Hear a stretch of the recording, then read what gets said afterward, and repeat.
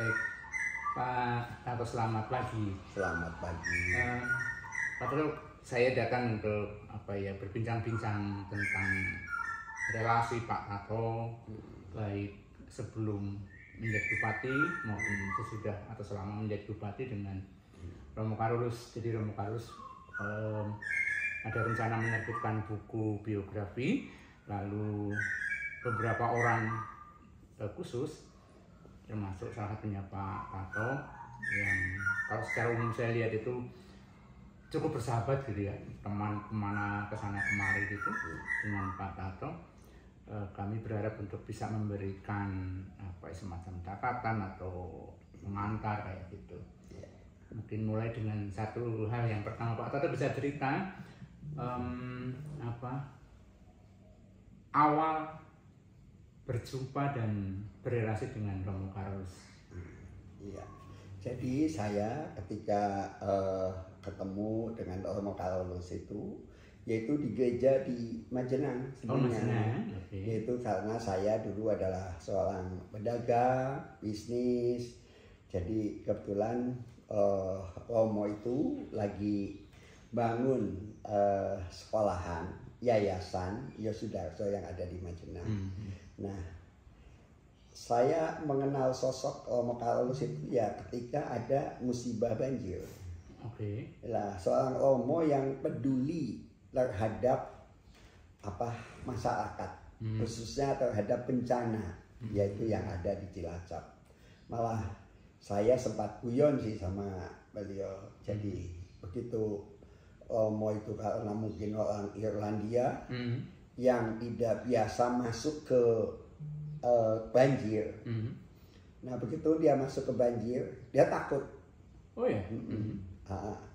Saya masuk takut, dia bilang. Nah, terus saya ngomong sama Romo, yang gendong kamu atau saya? Begitu. Iya. Terus saya ngomong, aku yang gendong karena aku lebih muda. Makanya Romo saya gendong. Oh ya. Begitu saya gendong, saya ngomong ke Romo, ini baru ada loh, ada seorang Romo Katolik naik haji. Oke, ya. Dia. Nah, setelah itu terus gantian dong aku digendong. Oh gitu. Iya, gendong. Begitu digendong, saya dicemburkan juga. Oh. Lalu kini saya membaptis haji. Itu guyonan saya sama Romo. Iya. Kadang-kadang aku guyonan yang agak ini. Ini guyonan dulu. Ya. Terus saya ngomong, Romo, dulu ada seorang pastor dari Jogja dan ada seorang ulama kiai juga dari Jogja. Itu sama-sama dari Amerika. Begitu sama dari Amerika ngomong, si pastor itu di pesawat nawarin, ini loh makanan enak, ada minum, whisky enak, ini enak. Oh, yang itu tidak boleh agama saya, kata si ulama. Yang enak-enak tidak boleh, babi enak nggak boleh, itu memang nggak boleh agama. Begitu turun, terus si kiai ulama ini dijemput oleh beberapa wanita. Loh, itu siapa? Itu istri saya. Loh, ini yang enak-enak kamu nggak boleh. Tapi itu guyon dulu. Nah, yang jelas dengan Romo Carolus itu, pertama saya sudah bekerja sama dengan beliau, yaitu masalah sosial. Menangani anak-anak miskin, menangani pertama anak-anak miskin lah, dan anak-anak yang tidak mampu. Nah, waktu saya diminta untuk menjadi wakil bupati tahun 2007 waktu itu oleh Pak Haji Propo Yulastor. Yang saya datangi itu Romo Carolus. Jadi saya punya teman namanya Totong, ya di sana, Totong Satriadi. Itu Majenang. Okay. Saya ngomong, Tom, kamu sahabat saya. Dari kecil bisnis bareng, main bareng apa. setuju nggak kalau saya jadi wakil bupati? Apa jawaban Totong? Oh, apa kamu udah siap? Loh, siap apa? Kamu sudah kaya, kamu sudah biasa marahin anak buahmu. Tapi apakah kamu udah siap nanti ketika kamu menjadi wakil bupati atau bupati, kamu harus dikritik, dimarahi, disuruh orang yang kamu biasa suruh, biasa marah-marah. Saya jawab, aku siap. Nah, yuk kita ke Romo Carolus. Nah, saya minta saran, petunjuk ke Romo karena dia selain seorang pastor, dia itu ahli ekonomi dan politik. Maka saya yang pertama ditanya oleh Romo begini, apa modal kamu? Ini loh, kamu menjadi seorang birokrasi, seorang eksekutif. Saya jawab, saya mau membagi kekayaan saya. Untuk apa? Untuk masyarakat Cilacap. Loh, berapa uangmu yang akan saya bagikan? Wah, saya mau nanya, sudah ngomong, saya tidak banyak uang. Yang saya mau bagikan adalah experience saya, dedikasi saya untuk Cilacap, karena saya sudah lahir di Cilacap, usaha di Cilacap, makan minum di Cilacap, dan kelak saya pun mau mati meninggal di Cilacap, tapi saya belum pernah menyumbangkan apa-apa untuk Cilacap. Jadi aku mau membagikan, yang dibagikan adalah ini. Nah, di situ saya sudah mempunyai gambaran. Yang dibagikan apa? Pengalaman. Kamu punya pengalaman apa? Saya ngomong, saya mau menimba pengalaman ke sini ke Romo Carolus. Jadi mau menimba. Lo menimba pengalaman apa? Lo Romo yang sudah punya umur, sudah jadi pastor, sudah apa aku menimba. Nah, maka jadilah saya maju jadi wakil bupati. Hanya 2 tahun saya jadi wakil bupati. Itu pun diramal oleh Uskup Uskup Sunarko yang ada di Banyumas, bahwa kamu kelak menjadi bupati. Wah, kaget. Yang kaget lagi saya didoakan secara bahasanya bahasa Arab. Waduh, ini aneh. Apa nggak boleh pakai bahasa Arab? Boleh, silahkan. Kamu jadi bupati. Maka saya sangat hormat pada uskup, dan saya sangat terima kasih kepada Romo Carolus yang telah melahirkan Bangga Desa. Pak Tato yang ngomong, kelak kalau Pak Tato menjadi bupati ya, ada yang akan dibagikan ke masyarakat itu ada 4 pilar saja. Pertama adalah pendidikan, yang kedua kesehatan, yang ketiga ekonomi, keempat sosial dan budaya. Terus where we going bring Cilacap, kata Romo, mau dibawa kemana Cilacap? Ini tergantung ada 4 pilar tadi. Ini yang boleh, yang akan kamu bagikan. Kekayaan kamu ini ada ini. Dan ini satu hal, kamu harus berpikir jangan lokal, tapi berpikir global. Karena kita lagi menghadapi globalisasi.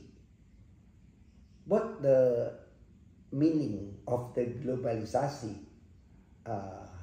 What the happen? Dia ngomong, ya, globalisasi mau tidak mau, suka tidak suka, itu harus dilewati. Pintu gerbang globalisasi pertama adalah pendidikan, yang kedua adalah kesehatan, ketiga baru ekonomi dan budaya. Tapi kalau pertama orang pintar tapi tidak sehat, orang sehat tapi tidak pintar, tidak akan sukses. Nonsen itu dia bilang. Nah, Maka begitu saya menjadi bupati, saya menjadi PJ dulu, PLT. Saya diskusi, hampir tiap hari saya diskusi dengan dia. Ada satu, sebelum diskusi, ada satu pengalaman yang tidak pernah lupa dan terhapus dalam hidup saya. Apa? Yuk kita ke Nusa Kambangan. Wah itu orang-orang ke Nusa Kambangan. Ternyata yang bisa sampai ke puncak itu hanya saya dengan Romo Carolus. Bukit Nusa Kambangan ya? Iya. Di sana tidak ada makan, tidak ada minum. Di sana ada pohon jambu, ada buahnya satu. Oh ya. Saya yang naik, karena saya masih muda waktu itu, saya ambil. Ini yang makan kamu dulu apa saya dulu? Dia bilang, kamu yang ambil ini, ya kamu yang lebih tua. Maka dimakan. Makan saya di dia, makan saya sampai habis. Oh ya. Lah itu pengalaman. Saya ngomong,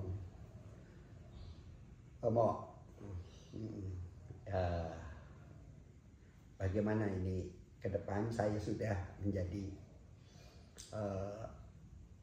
PLT Bupati. Nah, maka dia uruskanlah Bangga Bangun Desa. Lahirnya Bangga Bangun Desa, yaitu saya merumuskan dengan seorang Romo yang saya Islam, Romo Katolik. Saya kesepakatan dengan Romo. Romo, kalau Romo meninggal duluan, Romo mau apa? Aku mau menanti Pak Tato untuk masuk.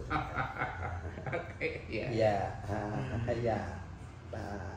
Saya mau ngomong sama Tuhan Yesus.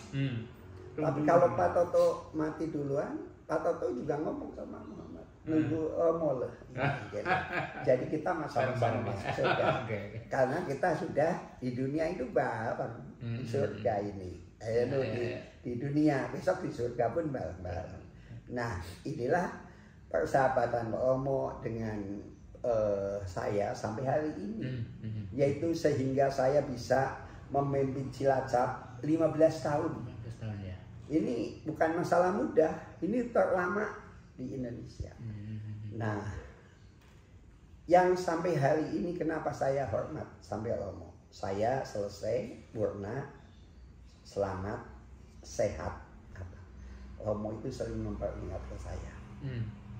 Apa? Kalau kamu bekerja, ingatlah ibu. Kalau kamu bekerja, ingatlah istrimu. Kalau bisa, kamu kemana-mana bawa foto istrimu. Terus untuk apa Romo? Ada masalah apapun, kamu lihat itu foto istrimu. Untuk apa? Saya bingung. Loh, setiap hari saya ketemu, pokoknya kamu lihat. Terus kamu ngomong, persoalan di kantor itu tidak seberat persoalan dengan istri. Maka disitulah saya selamat. Karena saya selama ini bawa fotonya istri. Pokoknya jika ada masalah yang berat, lihat foto istri. Karena persoalan dengan istri itu lebih berat daripada itu. Itu Romo. Padahal Romo tidak punya istri. Aku ngomong ya. Nah ini, ya kamu berbahagialah yang punya istri, kata Romo. Gitu ya. Nah, jadi saya jalan Bangga Bangun Desa. Yaitu pendidikan, kesehatan ini. Nah ini untuk dasar kerja saya, bahwa saya mengabdi bekerja untuk Cilacap, sehingga Cilacap yang menjadi seperti ini, yang dulu mungkin dianggap tidak ada apa-apanya menjadi apa-apanya. Ini adalah kerjasama semua masyarakat Cilacap, pejabat semua ikut. Ayo kita kerja untuk Cilacap.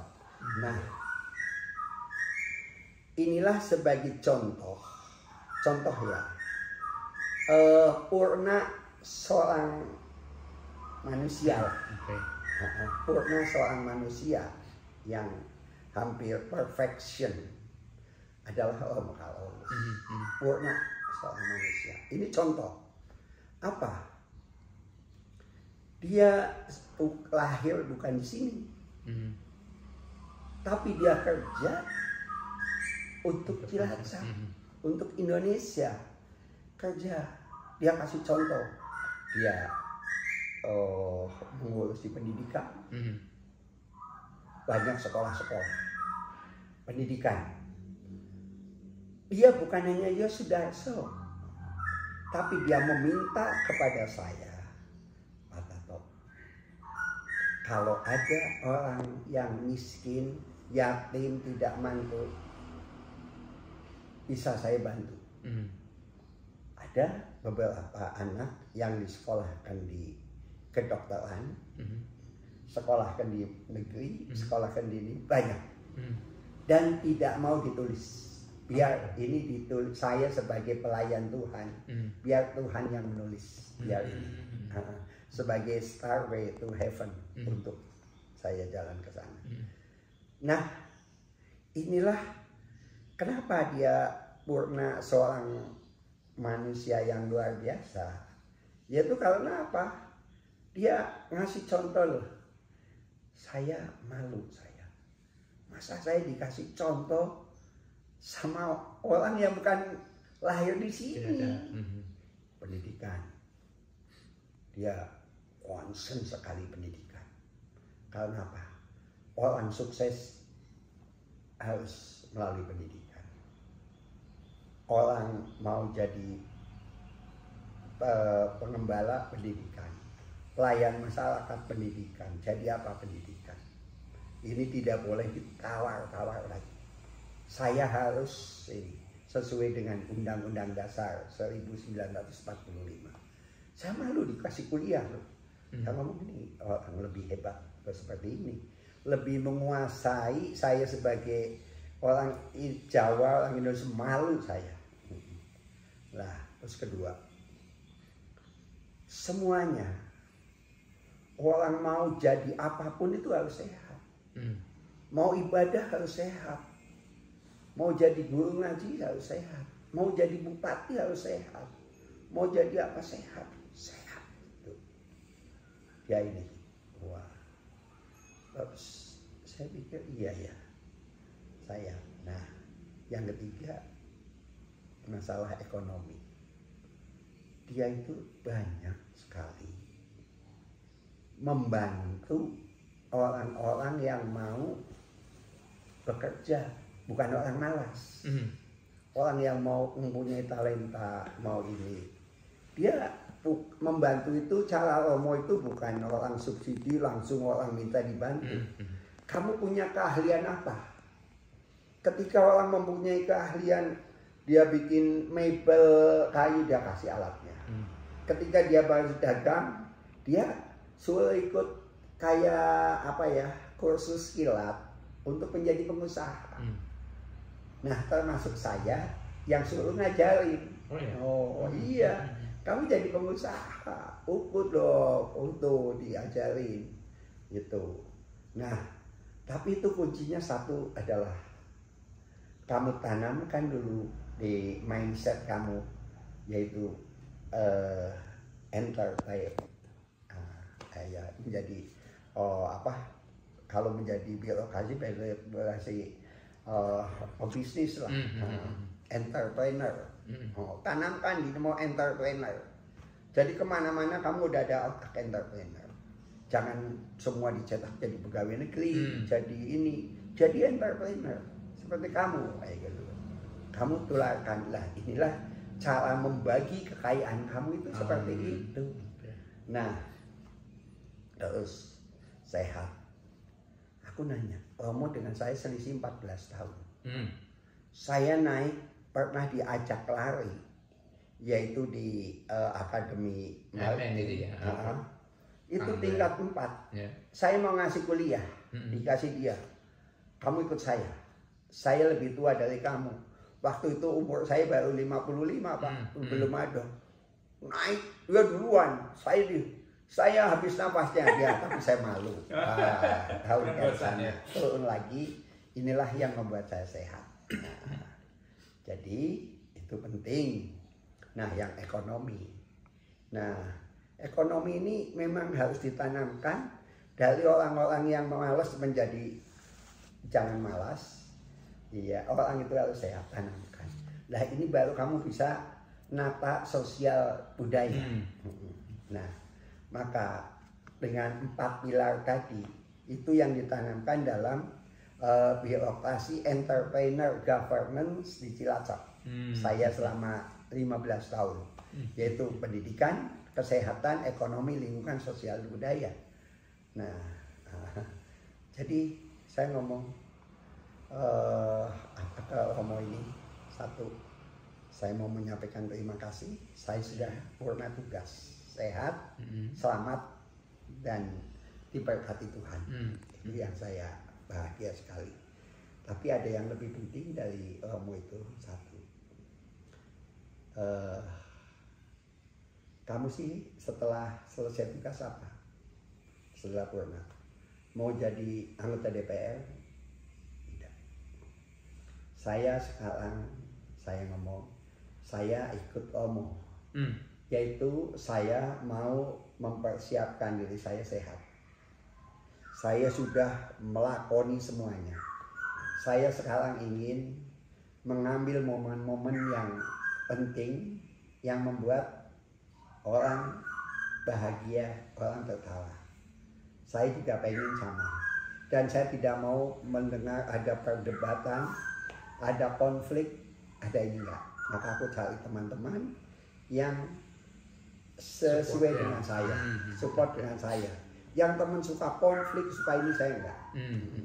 Yang terakhir pesan Romo satu, aku mau belajar di Romo itu sehat. Ternyata Romo sehat itu mempersiapkan sehat itu dari muda. Besok di hari tua saya tidak akan merepotkan siapapun. Kalau mau mati ya mati saja. Terus ekonomi tadi, yaitu saya di hari tua saya tidak boleh mengemis-ngemis. Saya tidak boleh meminta-minta. Banyak orang tidak diterima karena dia miskin. Dia nanti dianggapnya minta, dianggapnya itu. Yang ketiga, banyak bergaul.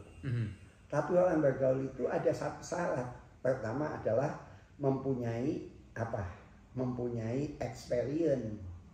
Waktu dia mudanya punya pendidikan apa, punya kerjaan apa, punya ini yang menjadi vacation menurut Romo itu, yaitu yang bisa diminta, diminati, untuk membagikan. Lah inilah yang namanya kamu purna tugas.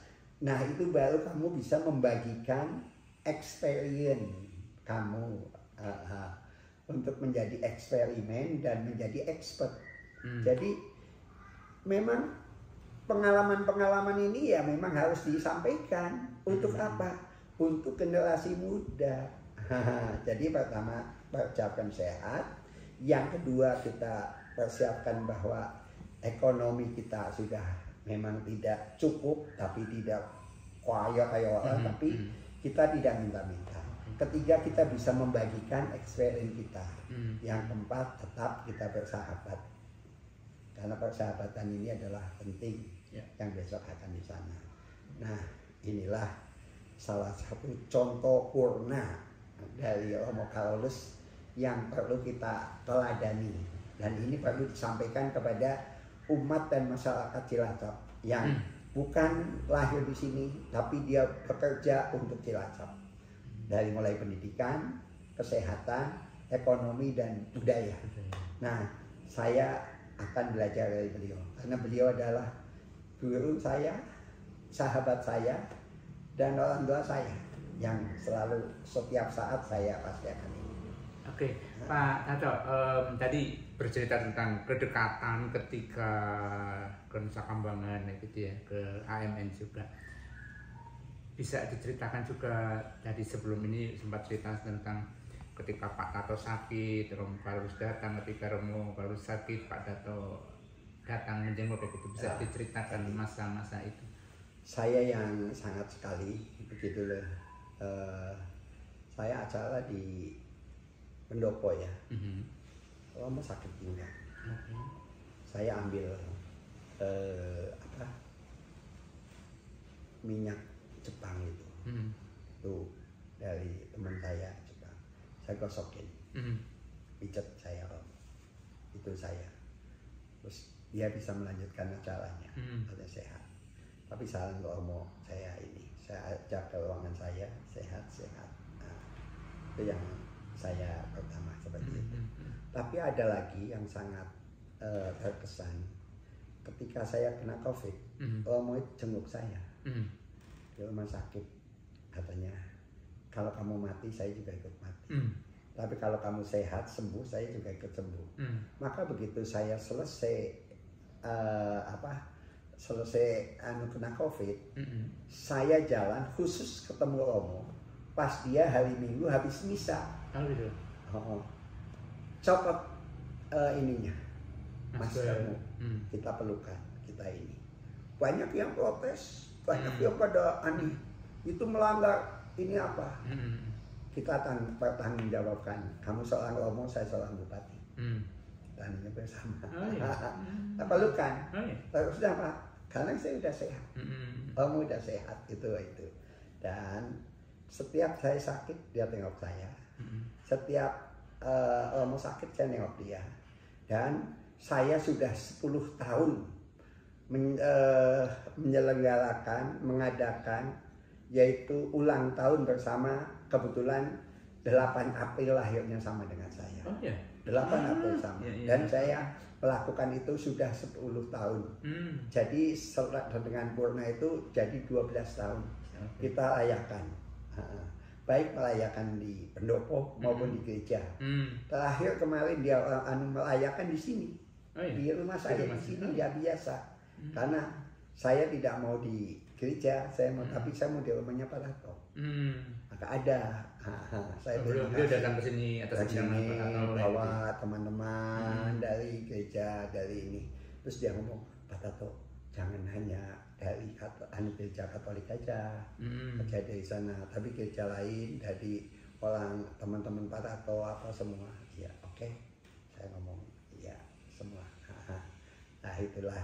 Nah, tapi yang jelas yang tidak pernah lupa doa untuk saya. Ya, jadi waktu saya di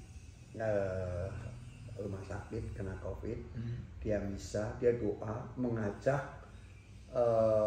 umat di gereja Santa Carolus Stefanus untuk pakai video call.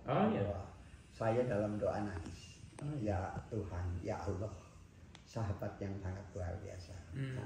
Maka sahabat dari dunia maupun di surga. Saling menunggu nanti di surga gitu ya.